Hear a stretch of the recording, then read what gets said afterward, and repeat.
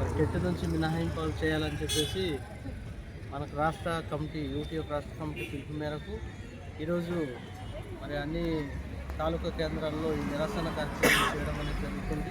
మరి దాంట్లో భాగంగానే ఈరోజు మనం పాలక తాలూకా కేంద్రంలో ఈరోజు మరి నిరసన కార్యక్రమం తెలియజేస్తున్నాము.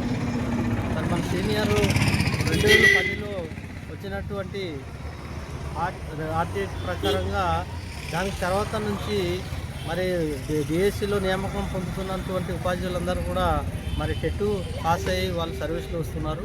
మరి అంతకుముందు నియామకమైనటువంటి ఉపాధ్యాయులు మరి వాళ్ళకి ఆ సమయంలో మరి టెట్ లేదు, వాళ్ళకి ఆర్టీఐ కూడా అప్పుడు రాలేదు, మనకు 2010లో వచ్చింది.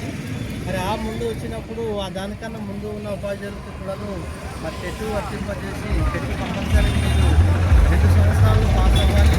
ఈ టెట్ పాస్ అవ్వనప్పుడు మీరు మరి బలవంతంగా రిటైర్మెంట్ పొందవలసి ఉంటుందని చెప్పేసి సుప్రీంకోర్టు తీర్పు ఇవ్వడం అనేది జరిగింది. మరి అది మనకు ఈ రోజుల్లో చూసుకున్నట్లయితే ఉపాధ్యాయులకు పనిభారం ఎక్కువై ఎంతో ఒత్తిడితో ఈరోజు విధులు నిర్వహణ చేస్తున్నాము. మరి అలాంటి సమయంలో ఈరోజు దాన్ని మినహాయింపు చేయాలని చెప్పేసి యూటీఎఫ్ ఎన్నో రకాలుగా పోరాటాలు చేస్తుంది. దాంట్లో భాగంగా ఈరోజు కూడా చేస్తున్నాము. మరి నవంబరు మనకి 25న మనకు మరి ప్రధాని కార్యాలయానికి మెయిల్ కూడా పంపించడం అనేది మనకి యూటీఎఫ్ రాష్ట్ర కమిటీ పిలుపుని బట్టి మనకి ఏఎస్ఆర్ జిల్లా నుంచి మెయిల్ కూడా చేయడం అనేది జరిగింది. మరి దాంట్లో భాగంగా ఇంకా ఈ కార్యక్రమంలో ఈరోజు 10వ తారీఖున మళ్ళీ ఈ నిరసన కార్యక్రమం చేస్తున్నాము.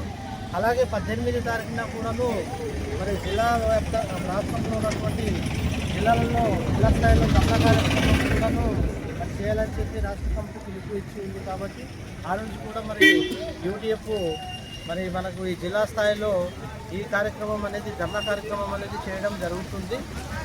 మరి ముఖ్యంగా ఇప్పుడు ఉన్నటువంటి ఒత్తిడిలో మనకు ఇది టెట్ రాయడం టెట్ పాస్ అవ్వడం అని చెప్పడం అనేది చాలామంది మనకు ఉపాధ్యాయులలో చాలామంది దీనికి టెన్షన్గా ఫీల్ అవుతున్నారు. ఎందుకంటే ఇప్పుడు ఉన్న పరిస్థితుల్లో రిటైర్మెంట్ దగ్గర ఉన్న వాళ్ళు కూడాను అంటే 5 సంవత్సరాలు సర్వీసు మిగిలిన వాళ్ళకి తప్పించి 5 సంవత్సరాల నుంచి అంటే 6 సంవత్సరాల నుంచి సర్వీస్ ఉన్న వాళ్ళందరూ కూడాను మరి వాళ్ళు టెట్ రాయాలి, పాస్ అవ్వాలని చెప్పేసి సుప్రీంకోర్టు తీర్పు ఇచ్చి ఉంది.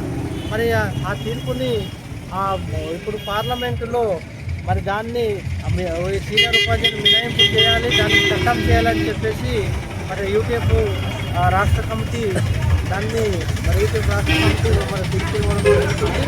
అందులో భాగంగానే ఇప్పుడు మనకి ఉన్నటువంటి ఇంత టెన్షన్లో మనకి ఒక పక్క అనారోగ్య సమస్యలు ఉండవచ్చు, ఇంకొక పక్క కుటుంబ సమస్యలు ఉండవచ్చు, ఇంకొక పక్క పిల్లల చదువు సమస్యలు ఉండవచ్చు.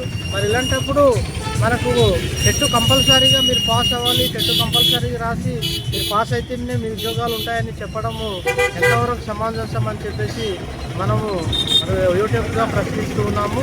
కాబట్టి మరి ఇప్పుడు కొంతకాలంలో మనం చూసినట్లయితే ఈ శీతాకాల పార్లమెంట్ సమావేశంలో కొన్ని రాష్ట్రాల నుంచి మరి పార్లమెంట్ సభ్యులు కూడా ఈ విషయం మీద ప్రస్తావన చేయడం అనేది జరుగుతుంది. మరి దాంట్లో భాగంగా మొన్న సెంట్రల్ గవర్నమెంట్ నుంచి కూడాను మరి ఒక మెమో కూడా పంపించి ఉన్నారు అన్ని రాష్ట్రాల్లో కూడాను. అంటే ఎంతమంది మనకు టెట్ పాస్ అవ్వకుండా ఉన్న ఉద్యోగస్తులు ఉన్నారు, వాళ్ళలో ఎంతమందిని మనం ఎగ్జామ్షన్స్ ఇవ్వవచ్చు, ఆ వివరాలు పంపించండి అని చెప్పేసి ఇచ్చి ఉన్నారు. అయితే మనము అప్పుడు గతంలో మనము రిక్రూట్మెంట్ అయిన టైంలో మనకు ఉద్యోగానికి ఏదైతే అర్హత ఉందో ఆ అర్హతని మనము ఇప్పుడు టీటీసీ కానీ లేకపోతే బీఈడీ కానీ ఇంటర్మీడియట్ కానీ డిగ్రీలు కానీ ఇవన్నీ దానికి మనకు ఉద్యోగానికి క్వాలిఫికేషన్ ఉన్న ఏదైతే క్వాలిఫికేషన్ ఉందో అవన్నీ కూడా మనం క్వాలిఫైడ్ అయ్యి ఉద్యోగంలో రావడం అనేది జరిగింది. మరి దానికి తర్వాత మనకు ప్రతి సంవత్సరం కూడా మన ఉద్యోగంలో భాగంగానే మన సర్వీస్కి సంబంధించినటువంటి ట్రైనింగ్లు ఎన్నో మనకు ఇస్తుంది గవర్నమెంట్, దాన్ని మనం పొందుతూ ఉన్నాము. మరి ఇవన్నీ జరుగుతున్నప్పుడు ఈరోజు మనకు కొత్తగా టెట్ ఎలాగని మీరు పాస్ అవ్వాలని చెప్పేసి మన మీద తీర్పు రావడం అనేది చాలా బాధాకరమైన విషయం. అందుకే మరి మనకు రాష్ట్ర యూటీఎఫ్ నుంచి రాష్ట్ర కమిటీ దీన్ని ఖండిస్తూ సీనియర్ ఉపాధ్యాయులను మినహాయింపుని ఇవ్వాలని చెప్పేసి మరి ఈరోజు నిరసన చేస్తున్నాము. కాబట్టి ఈ అవకాశం నాకు ఇచ్చిన మరి అధ్యక్షత వహించిన అధ్యక్షుల వారికి ధన్యవాదాలు తెలియజేస్తూ నేను ముగిస్తున్నాను.